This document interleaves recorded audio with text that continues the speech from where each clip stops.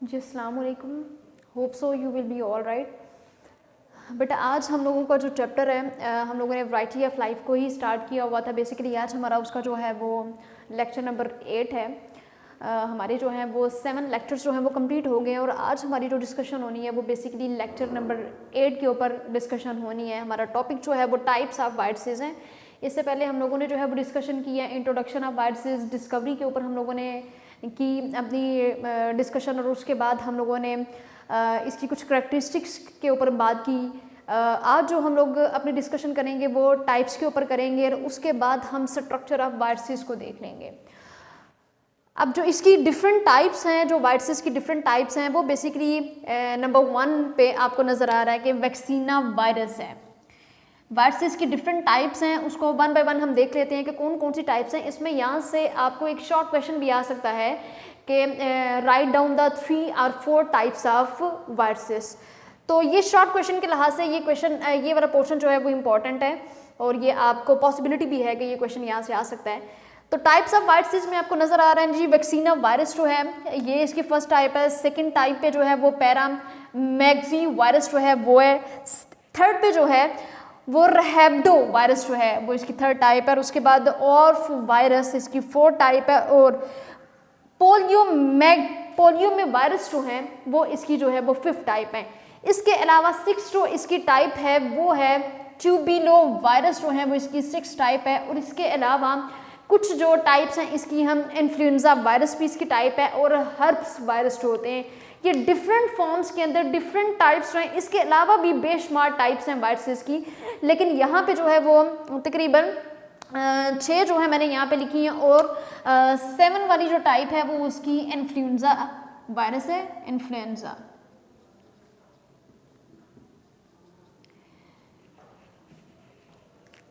बॉलीवुड की इसके ऊपर एक मूवी भी है इन्फ्लुएंजा वायरस को, तो उस मूवी को अगर बच्चे देख लें तो उनको पता चल सकता है कि ये इन्फ्लुएंजा वायरस जो है ये किस तरह से जो है वो बॉडी पे जैसे जब वो अटैक करता है देन उसके बाद वो डिजीज़ कैसे वहाँ पे कॉज कर देता है। तो ये इन्फ्लुएंजा वायरस जिस भी बॉडी के अंदर चला जाता है तो उस बॉडी को किस तरह से ये पकड़ लेता है और उसके बाद जो है ये किस तरह के वहाँ पे इन्फेक्शन जो है वो कॉज करता है। तो ये बॉलीवुड की एक मूवी है जिस मूवी का नाम भी इन्फ्लुएंजा वायरस है। तो उस मूवी को अगर देख लिया जाए तो ये इन्फ्लुएंजा वायरस के बारे में पूरी कहानी जो है ये समझ आ जाती है। देन यहाँ 8 जो टाइप है वो हर्प्स वायरस है। हर्प्स वायरस, तो ये डिफरेंट टाइप्स जो हैं ये वायरसेस की दी गई हैं। इसकी ये डिफरेंट टाइप्स जो हैं ये आपकी बुक के ऊपर भी मौजूद है, लेकिन आज जो थी ये हमारी टाइप्स जो हैं वो वायरसेस की कंप्लीट हुई। प्रीवियस लेक्चर में एक क्वेश्चन मैं आपको बता नहीं सकी, वो लेक्चर हमारा कंप्लीट हुआ तो उसके लिहाज से एक शॉर्ट क्वेश्चन मैं आपको बता देती हूँ कि what do you know about obligate intracellular parasite जो हैं। ये एक शॉर्ट क्वेश्चन बड़ा इंपॉर्टेंट है क्योंकि ये ऑब्लिगेट इंट्रासेलुलर पैरासाइट के अबाउट ये वायरसेस के अंदर से ही ये शॉर्ट क्वेश्चन है। तो इंट्रोडक्शन के अंदर भी इसका जिक्र था, करैक्टरिस्टिक्स के अंदर भी इसका जिक्र था। सो ये शॉर्ट क्वेश्चन बहुत इंपॉर्टेंट है और ये कई दफ़ा जो है वो बोर्ड के अंदर आ चुका है, इसलिए ये शॉर्ट क्वेश्चन जो है वो देख लीजिएगा। उसके बाद जो है वो हम स्ट्रक्चर ऑफ वायरसेस के ऊपर जो है वो डिस्कशन कर लेते हैं कि वायरसेस का जो स्ट्रक्चर है उनके अंदर कौन कौन सी जो चीज़ें होती हैं वो बेसिकली प्रेजेंट होती हैं। तो वायरसेस का जब स्ट्रक्चर देखा गया तो उसमें देखा गया कि उसके अंदर वायरॉन, मतलब हमने कहा कि वायरोलॉजी की अगर हम बात करते हैं तो branch of biology in which study about different types of viruses is known as virology. So वहाँ से जो है वो वायरॉन है। वायरॉन वो कंडीशन होती है जब वायरसेस जो होते हैं वो बिल्कुल, अगर तो उनके लिहाज से ग्रोथ के लिहाज से अगर हम बात करें तो वो बिल्कुल कंप्लीट मैच्योर हो चुके हुए होते हैं और ये इन्फेक्शियस पार्टिकल होते हैं। मतलब ये जिस भी बॉडी के अंदर जाएंगे तो अगर ये इन्फेक्शंस कॉज कर देते हैं तो देन वो कंडीशन जो होगी वो वायरॉन वाली कंडीशन होगी। बेसिकली अगर मैं कोर की बात करूं तो कोर के अंदर जब हम वायरॉन के कोर की बात करते हैं तो इसके अंदर न्यूक्लिक एसिड प्रेजेंट होता है। ये मैंने आपको पहले भी इंट्रोडक्शन के अंदर बताया था कि डीएनए और आरएनए की अगर मैं बात करूं, डीएनए प्लस आरएनए, या डीएनए भी होगा या फिर आरएनए भी होगा, ये डिपेंड करता है किस टाइप का जो है वो वायरस है। तो डीएनए और आरएनए ये दोनों चीज़ें जो होती हैं इनको हम न्यूक्लिक एसिड बोलते हैं। तो इनकी बॉडी के अंदर जो है वो न्यूक्लिक एसिड जो है वो प्रेजेंट होता है और इसको हम जीनोम बोलते हैं। अब जीनोम के बाद जो सेकंड हमारे पास पॉइंट है वो है कैप्सिड। अब जीनोम को जो है वो एक प्रोटीन कोट ने सराउंड किया हुआ होता है, और उस प्रोटीन कोट ने जब सराउंड कर लेते हैं तो उस जीनोम को, जब वो जीनोम प्रोटीन कोट से जो है वो सराउंड हो जाता है, तो वो कैप्सिड को एक डेफिनेट शेप जो है वो प्रोवाइड करता है, डेफिनेट शेप प्रोवाइड करेगा।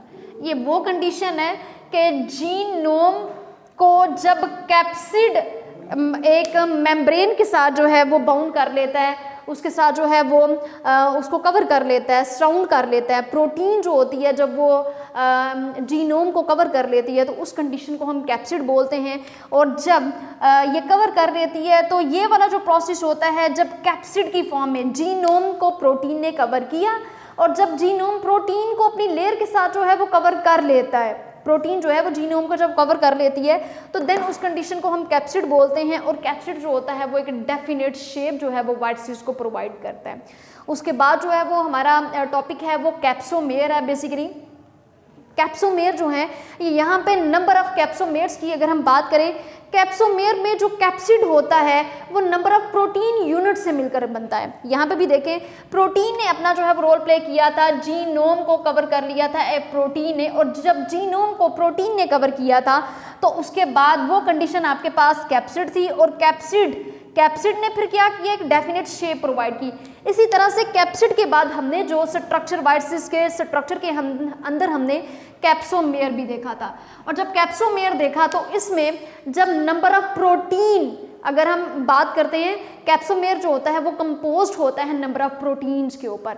तो कैप्सोमेयर के अंदर बेसिकली जीनोम को कवर कर लिया प्रोटीन ने, सो क्या जीनोम के ऊपर एक लेयर मौजूद है प्रोटीन की, तो उसके बाद जब हमें एक और चीज़ विजिबल हुई इसके स्ट्रक्चर के अंदर तो वो बेसिकली कैप्सोमेयर थी। और कैप्सोमेयर के अंदर जो है वो नंबर ऑफ प्रोटीन्स जो थे वो पाए गए थे, जिसकी वजह से जो है इसको कैप्सोमेयर का नाम दिया गया। इसमें कुछ करैक्टरिस्टिक्स जो हैं वो मौजूद हैं पार्टिकुलर वाइट सीड्स के लिहाज से जो है वो हम अगर बात करें तो इसमें अगर हम देख लेते हैं कि कैप्सिड के अंदर अगर हर्ब्स वायरस की मैं बात करूं तो यहाँ पे 162 जो है वो कैप्सोमेयर्स इसके अंदर प्रेजेंट होते हैं, 162 कैप्सोमेयर्स।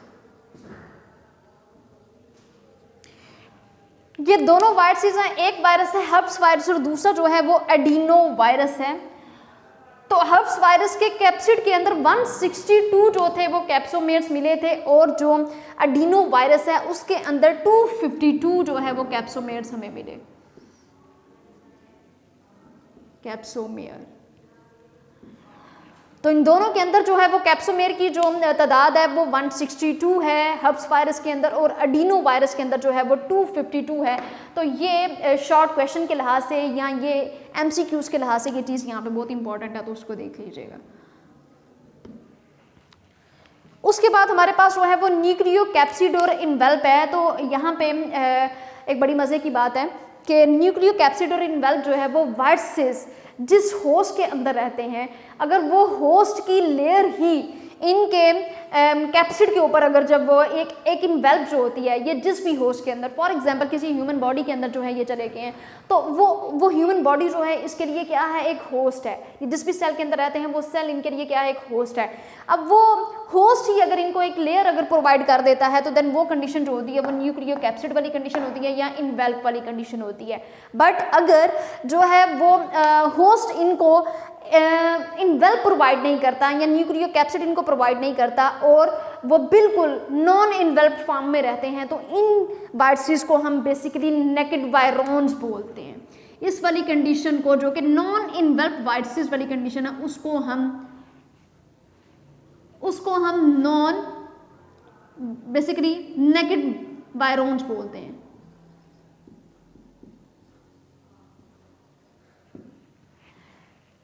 अब ये कुछ इसके करैक्टर्स थे जो कि स्ट्रक्चर वाइट सीड्स के जो स्ट्रक्चर के अंदर जो कि चीज़ें मौजूद थी, वायरॉन मौजूद था, कोर मौजूद था, कैप्सिड मौजूद था, कैप्सोमेयर मौजूद था, और उसके बाद जो है वो डिफरेंट जो कैप्सोमेयर्स जो हैं वो हब्स वायरस के अंदर जो पाए जा रहे हैं। 162 जो हैं वो कैप्सोमेयर्स हब्स वायरस के अंदर हैं, 252 जो है वो कैप्सोमेयर्स एडिनो वायरस के अंदर है। देन न्यूक्लियो कैप्सिड की हमने बात की और हमने जो है वो न्यूक्लियो कैप्सिड और इन्वेल्प की बात की, और फिर हमने ये कहा कि अगर जो है वो होस्ट प्रोवाइड नहीं करता अपनी एक इनवेल्प के साथ जो है वो कवर नहीं कर लेता वायरसेस को, तो वो कंडीशन जो होती है वो नेकेड वायरोन्स वाली होती है, कि वो वायरोन्स जो होते हैं वो हम देख सकते हैं। यहाँ पे एक ये पॉइंट है कि वायरसेस, अब देखें बेसिकली जो वायरसेस होते हैं वो बिल्कुल भी नेकेड नहीं होते, क्योंकि वो बहुत एक्सट्रीमली स्मॉल पार्टिकल्स होते हैं कि जिनको देखने के लिए माइक्रोस्कोप की जो है वो ज़रूरत पड़ती है। सो यहाँ पे जो है ये नेकेड वायरोन्स वाली कंडीशन स्टार्ट हो गई है कि अगर इनके ऊपर जो है वो कोई भी इनवेल्प इसको कवर नहीं करती तो ये नेकेड वायरोन्स है कि ये आम आंख से जो है वो देखे जा सकते हैं।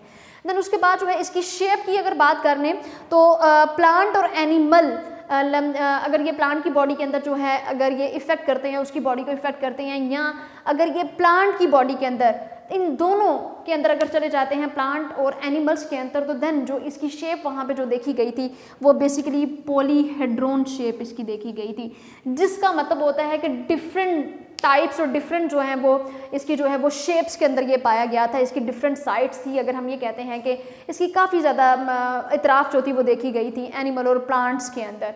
और उसके बाद जो है इसकी कुछ जो शेप हैं वो हेलिकल और स्पाइरल फॉर्म के अंदर भी ये वायरसेस होते हैं, हेलिकल या ये स्पाइरल फॉर्म के अंदर भी ये होते हैं। जिस तरह से डीएनए अपने हेलिकल फॉर्म के अंदर रहता है और एक स्पाइरल शेप के अंदर रहता है, इसी तरह से जो है ये वायरसेस भी हेलिकल या स्पाइरल शेप के अंदर रहते हैं। तो इसके अलावा जो है ये कम्प्लेक्स्ड फॉर्म के अंदर भी पाए जाते हैं और ये इन्वेल्प्ड फॉर्म के अंदर भी पाए जाते हैं। तो it's all about the structure of viruses, enveloped या फिर ये कम्प्लेक्स फॉर्म के अंदर भी जो है ये पाए जाते हैं। तो ये सारे के सारी जो डिस्कशन थी वो टाइप्स ऑफ वायरसेस के ऊपर और स्ट्रक्चर ऑफ वायरसेस के ऊपर थी कि इनका स्ट्रक्चर जो होता है वो कैसा होता है, इनकी जो शेप है वो प्लांट और एनिमल्स की बॉडी के अंदर जो देखी गई थी वो किस तरह के जो है वो वायरसेस पाए जा रहे थे, और हेलिकल फॉर्म के अंदर नज़र आए, स्पाइरल फॉर्म के अंदर नज़र आए, इन्वेल्प्ड और कम्प्लेक्स फॉर्म के अंदर वायरसेस नज़र आए। और उसके बाद जो है ये पॉलीहेड्रॉन शेप अपनी रखते हैं कि इनकी बहुत सी जो है वो अतराफ़ होती हैं। तो ये सारे का सारा जो टॉपिक है आज हमारी डिस्कशन जो है वो वायरसेस के ऊपर, हमारा वायरसेस का जो है वो टॉपिक कंप्लीट हुआ, उसकी कैरेक्टरिस्टिक्स कंप्लीट हुई, इसका इंट्रोडक्शन कंप्लीट हुआ, उसकी तमाम जो हैं वो अगर हम शेप्स के लिहाज से, टाइप्स के लिहाज से बात करते हैं तो वो सारी की सारी जो है वो आज हमारा टॉपिक जो है वो वायरसेस के ऊपर जो है वो कंप्लीट हो गया। वायरसेस की वजह से जो है वो डिजीज़ हो जाती हैं, तो इंशाल्लाह वो नेक्स्ट लेक्चर में हम जो है वो डिस्कस कर लेंगे। अदरवाइज़ इसकी करैक्टरिस्टिक्स, इसका इंट्रोडक्शन, इसकी डिस्कवरी, इसकी शेप, इसका स्ट्रक्चर, वो सब कुछ कंप्लीट हो गया। लेकिन अब हम इस टॉपिक का एंड करेंगे, जो कि हमारा टॉपिक का एंड होगा, इसके डिफरेंट जो है डिजीज़ को हम डिस्कस करेंगे। सो दुआओं में याद रखिएगा। अल्लाह ताला आपका और मेरा हामी नासिर हो। अल्लाह हाफ़िज़। वीडियो पसंद आई तो लाइक करें, अपनी राय कमेंट करें। ऐसे ही मजीद वीडियोस के लिए हमारा चैनल सब्सक्राइब करें और बेल का आइकन दबाएं ताकि आपको हर वीडियो का नोटिफिकेशन मिलता रहे।